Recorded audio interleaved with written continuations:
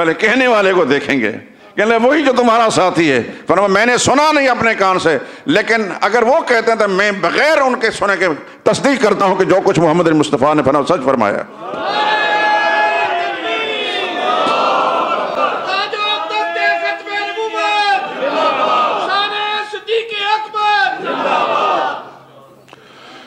اللہ اکبر، اللہ اکبر. خدا کی قسم جس زاویے سے بھی دیکھتے ہیں یہ عجیب انسان تھے، عجیب انسان تھے. میں ایک طالب علمانہ حیثیت سے میں نے ہر زاویے سے صدیق اکبر کو پڑھا تو نبی کریم صلی اللہ علیہ وسلم کی ذات اقدس کے لیے اپنے جان پر تشدد برداشت جس قدر اس انسان نے کیے ہیں، پورے عرب معاشرے کے اندر اس زمانے کے جو تھا کسی شخص نے برداشت نہیں کیا. رسول اللہ کا اپنا خاندان بھی ہے، دوسرے قبائل بھی ہیں.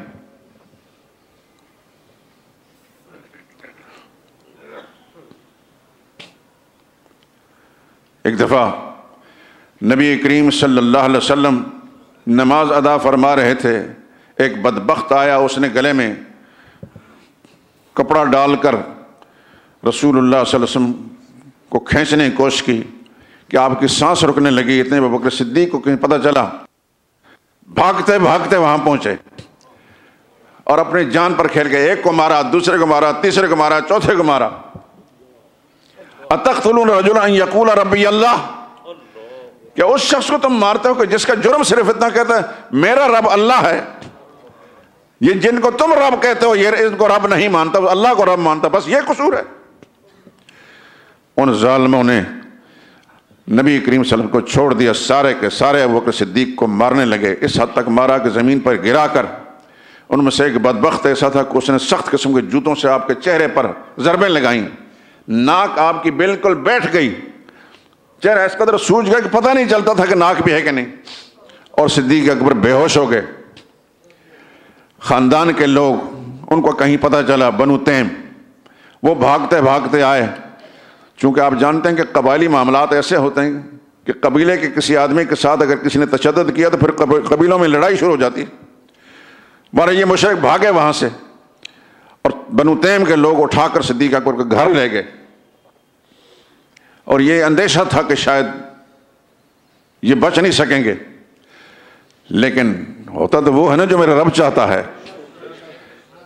کچھ دیر کے بعد ہوش جب آئی، اللہ اکبر، تو ان کی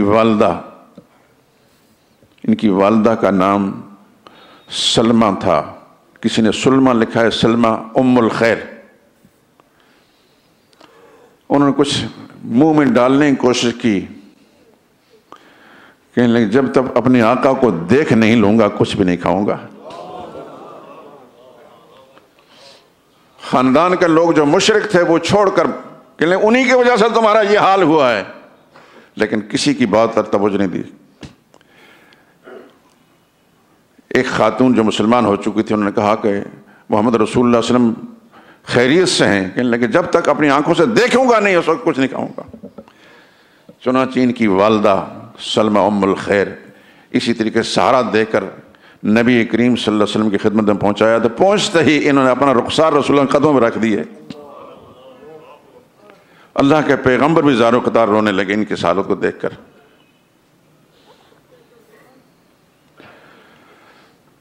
یہ ایک واقعہ نہیں، بے شمار واقعات ایسے ہیں کہ انہوں نے ماریں کھائی ہیں. ہم جب اس دور کو دیکھتے ہیں تو نہ قبیلہ بنو ہاشم میں، نہ بنو امیہ میں، نہ بنو مخزوم میں، نہ بنو عدی میں، نہ کسی اور قبیلے کے اندر کوئی شخص ایسا دیکھتے ہیں کہ جس نے رسول اللہ صلی اللہ علیہ وسلم کے لیے مار کھائی ہو. مکی زندگی کے اندر اگر کوئی شخص مار کھاتا ہے، بار بار مار کھاتا ہے، زخمی ہو جاتا ہے، لہو لہان ہو جاتا ہے، وہ ابو بکر صدیق ہیں.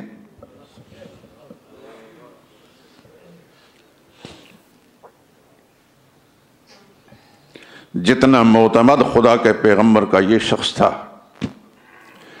نہ اپنے خاندان کا کوئی آدمی ایسا معتمد تھا، نہ دوسرے قبائل میں سے. اللہ اکبر. پھر خدا بند قدوس نے ان کو یہ سعادت نصیب فرمائی ان کے والد بھی مسلمان ہوئے، ابو قحافہ عثمان نام تھا، ان کی والدہ بھی مسلمان ہوئیں، یہ خود مسلمان، ان کی اہلیہ مسلمان، ان کے بچے مسلمان، بچوں کے بچے مسلمان۔ یہ وہ واحد خوش نصیب انسان ہے جس کی 4 پشتیں رسول اللہ صلی اللہ علیہ وسلم پر ایمان لائی ہیں۔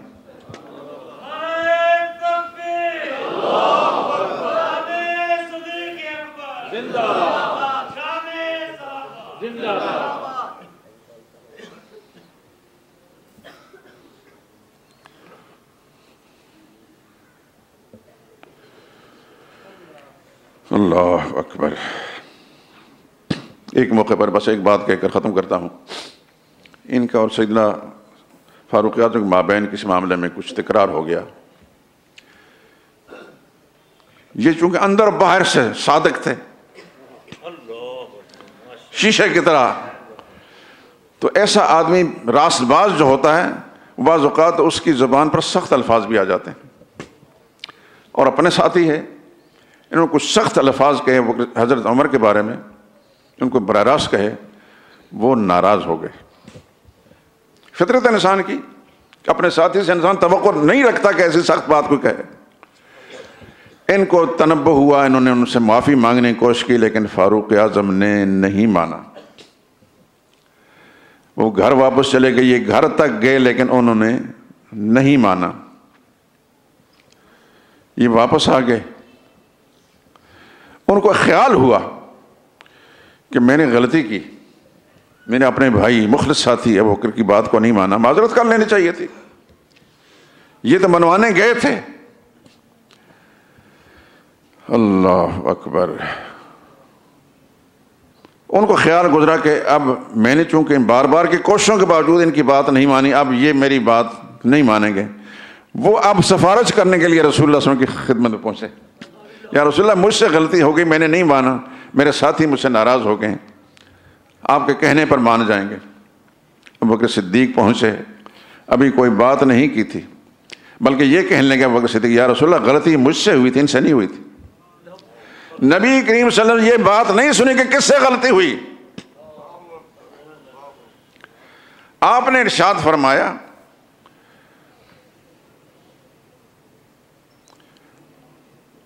جب سب انکار کر رہے تھے میرا، انہوں نے مجھے مانا ہے۔ مجھے ایک دمڑی دینے کے لیے وہ تیار نہیں تھے، انہوں نے اپنا مال مجھ پر خرچ کیا، ہر زاویے سے میرا ساتھ دیا، تو کیا میرے ساتھی کو میری وجہ سے بھی نہیں چھوڑو گے؟ رونے لگے صحابہ۔ نبی کریم صلی اللہ علیہ وسلم نے کسی کی پرواہ نہیں کی، فرمایا اس شخص کے بارے میں کچھ سننے کے لیے تیار نہیں ہوں۔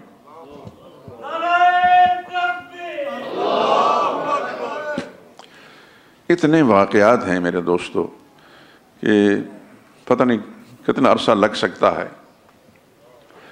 صرف مختصر سے بطور نمونہ سمپل کہ میں نے آپ حضرات کی خدمت کر دی کہ صدیق اکبر وہ ہیں، اس جیسا نبیوں کے بعد خدا نے اس دھرتی پر کسی کو نہیں بنایا اور قیامت تک کسی کو نہیں بنائیں گے۔ لیکن آپ کے اس ملک کے اندر کلمے کے نام پر بنائے گئے اس ملک کے اندر، مسلمان کہلانے والے ملک کے اندر مسلمان حکمرانوں کی موجودگی میں، ہاں مدینہ کی ریاست بنانے والوں کے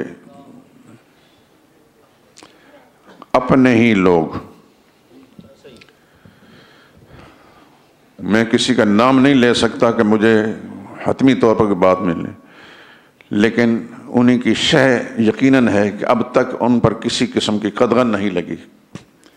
یہ پہلی مرتبہ ہے پاکستان کے اندر ابو بکر صدیق کو گالیاں بکی گئیں۔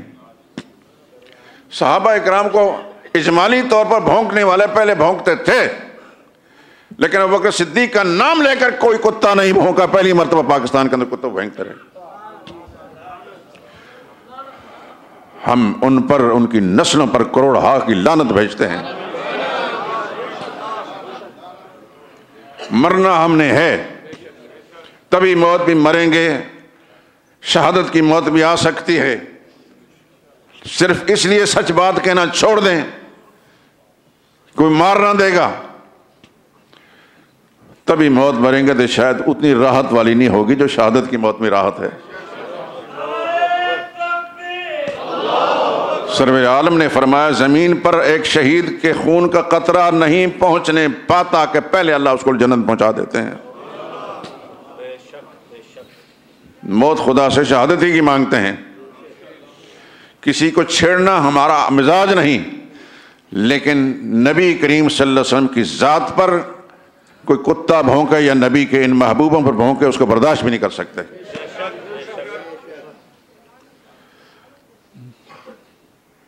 آج کی گفتگو بہت تھوڑی سی ہوئی اور وقت ختم ہو گیا، بلکہ 4-5 منٹ اوپر ہو گئے۔ آج موقوف کرتے ہیں، اگر زندگی نے ساتھ دیا تو پھر انشاءاللہ اس مقدس انسان کا تذکرہ کریں گے۔ وآخر دعوانا ان الحمد للہ رب العالمین۔